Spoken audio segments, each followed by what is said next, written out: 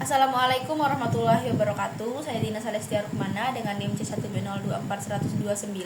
Di sini saya akan menjelaskan ulang tentang sejarah bahasa Indonesia, fungsi bahasa Indonesia, ragam dan juga kedudukan bahasa Indonesia sebagai tugas pengganti UAS. Jadi, awal penyebaran bahasa Indonesia. Jadi, sejak abad ke-7 Masehi, bahasa Melayu kuno sudah digunakan sebagai bahasa perantara. Atau lingua franca yang menjangkau wilayah Sriwijaya, Jawa, hingga Maluku, dibuktikan melalui prasasti seperti Kedukan Bukit pada tahun 684 Masehi, Karangbrahi dan juga Tanjung Tanah. Kerajaan Sriwijaya dan Majapahit memakai bahasa Melayu untuk kepentingan administrasi, agama, budaya, dan juga perdagangan. Lalu bahasa Melayu ini dipakai secara luas oleh pedagang dari berbagai etnis serta pendatang dari India, Cina, dan Eropa karena sifatnya yang sederhana dan juga tidak mengenal tingkatan bahasa dan mudah untuk dipelajari. Kemudian pemerintah kolonial Belanda memilih bahasa Melayu sebagai bahasa sekolah karena dianggap lebih efektif dibandingkan dengan bahasa Belanda.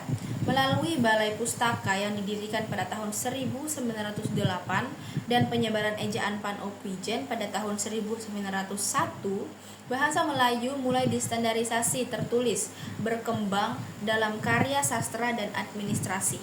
Kemudian pada Kongres Pemuda 1 tahun 1926, tokoh seperti Muhammad Tabrani, ia mengusulkan istilah bahasa Indonesia menggantikan istilah bahasa Melayu agar bernuansa sosial. Kemudian pada Kongres Pemuda 2 pada tanggal 28 Oktober pada tahun 1928, lahirnya Sumpah Pemuda. Di dalamnya menyatakan menjunjung tinggi bahasa persatuan, yaitu bahasa Indonesia. Ini menjadi dasar pemersatu bangsa.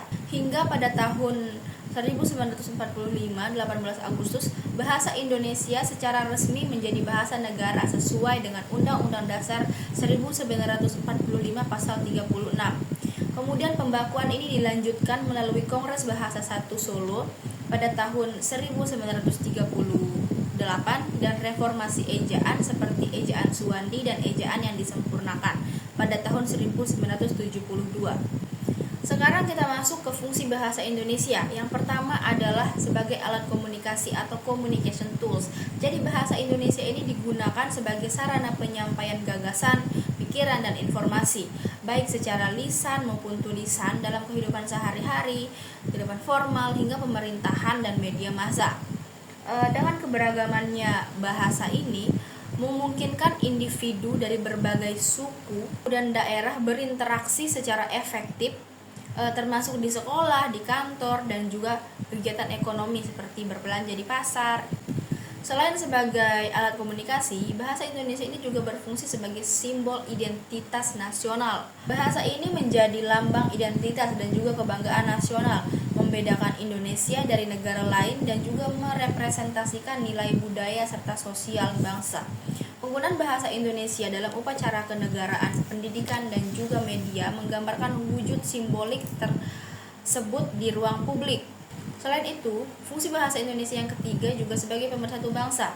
Di tengah lebih dari 700 bahasa daerah, bahasa Indonesia menjadi jembatan penghubung yang menyatukan beragam suku dan budaya seluruh Nusantara. Ia memperkuat semangat persatuan dan integrasi nasional yang tercantum sejak Sumpah Pemuda yang diabadikan dalam Undang-Undang Dasar 1945. Selain itu, bahasa Indonesia juga berfungsi sebagai pengembangan ilmu dan pendidikan. Bahasa Indonesia ini merupakan bahasa pengantar utama pendidikan nasional dari sekolah dasar hingga perguruan tinggi. Sebagai media ilmu pengetahuan, karya akademik, teknologi, serta jurnalisme ilmiah ditulis dan disebarkan melalui bahasa Indonesia. Kemudian selanjutnya adalah kedudukan bahasa Indonesia. Kedudukan bahasa Indonesia ini ada dua. Yang pertama itu sebagai bahasa nasional dan juga sebagai bahasa negara, di mana bahasa Indonesia sebagai bahasa nasional ini berakar pada Sumpah Pemuda pada tahun 1928 dan memiliki nilai simbolik dan pemersatu. Sejak Sumpah Pemuda digagas pada Kongres Pemuda II, Ketiga poin Sumpah Pemuda menegaskan satu bahasa persatuan, yakni bahasa Indonesia sebagai dasar kesatuan bangsa, juga sebagai alat komunikasi antar daerah.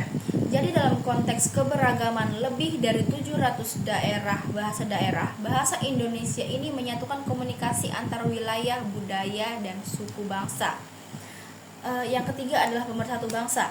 Bahasa ini meningkatkan kesetaraan sosial dan menguatkan integrasi nasional sebagai simbol persatuan yang nyata.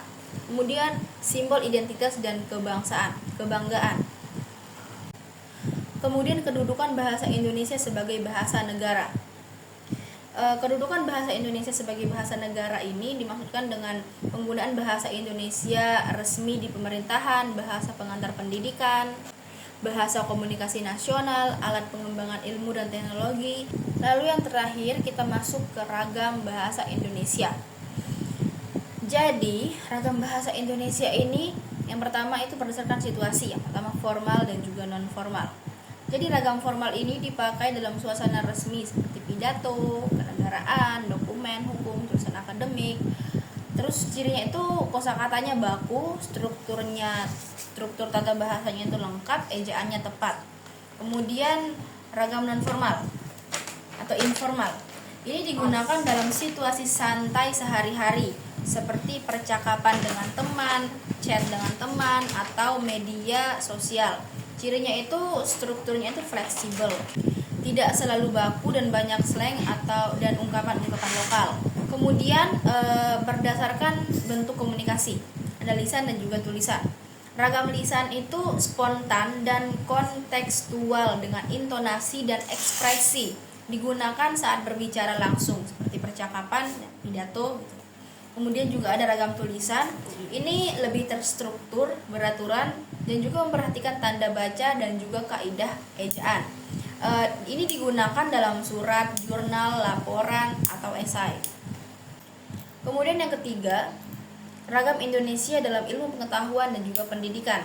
Ini ragam ilmiah dan juga ragam akademik, di mana ragam ilmiah ini digunakan dalam penelitian, jurnal, skripsi, maupun laporan laboratorium. Ragam ilmiah ini berciri objektif, teknis, padat, strukturnya jelas, kosakatanya terminologis, register dalam ranah ilmiah, memiliki leksikon khusus untuk bidang tertentu. Kemudian ada ragam Indonesia yang dipengaruhi oleh dialek dan lokalitas. Yang pertama itu dialek atau regional ya. Dialek atau regional, di mana variasi kosakata, pengucapan dan struktur morfologi daerah, contohnya seperti logat Jawa, Sunda, Banjar, dan lain-lainnya menjadi bagian ragam tidak baku di wilayahnya. Kemudian pengaruh lokal menghasilkan ragam perkampung atau komunitas, beragam dialek atau register terutama dalam konteks sosiolinguistik. Jadi dapat disimpulkan bahwa bahasa Indonesia itu adalah simbol persatuan, berfungsi sebagai sarana komunikasi, identitas nasional, dan juga jembatan antara budaya yang menjadikan warisan berharga yang patut untuk dilestarikan. Sekian penjelasan dari saya. Assalamualaikum warahmatullahi wabarakatuh.